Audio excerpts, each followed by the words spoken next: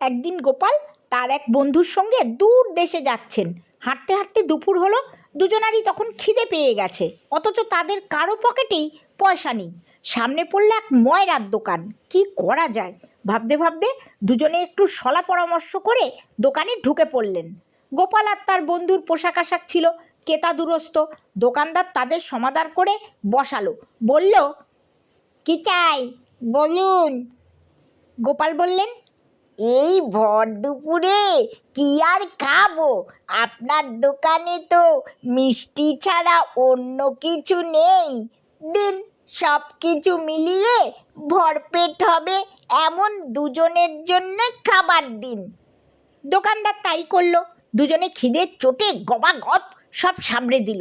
তারপর হাত মুখ ধুয়ে পয়সা দেবার ভান করে গোপালের বন্ধু তার পকেটে হাত ঢোকালো। গোপাল চেঁচিয়ে উঠলেন, আরে তুমি দেবে কি, আমি দাম দেব, তোমাকে তো আমি আনলাম দোকানে। বন্ধু বলল, আরে রোসো রোসো, তুমি দেবে বললেই হলো, এই কটি মিষ্টি খেলাম, তাও আমি দাম দেব না। এইভাবে দুজনার ভেতর চলতেই থাকলো চাপানুতোর। এ বলে আমি দেব, ও বলে আমি দেব। দোকানদার একবার এর কাছে হাত পাতে, আবার ওর কাছে হাত পাতে। শেষে সে বসে পড়ল নাস্তা নাবুদ হয়ে। গোপাল দোকানদারকে ডেকে বললেন, ময়রা ভাই, এই অবস্থায় একটা কাজ করা যেতে পারে। তোমার কাঁধের গামছাটা দিয়ে তোমার চোখ বেঁধে দিচ্ছি। আমরা দুজন থাকছি কাছাকাছি। তুমি কানামাছি খেলার মতো প্রথম যাকে ছুঁয়ে দেবে সেই তোমার মিষ্টির দাম দেবার সৌভাগ্য লাভ করবে। এছাড়া নিষ্পত্তির আর কোনো পথ পাচ্ছি না। বেচারা দোকানদার রাজি হয়ে গেল।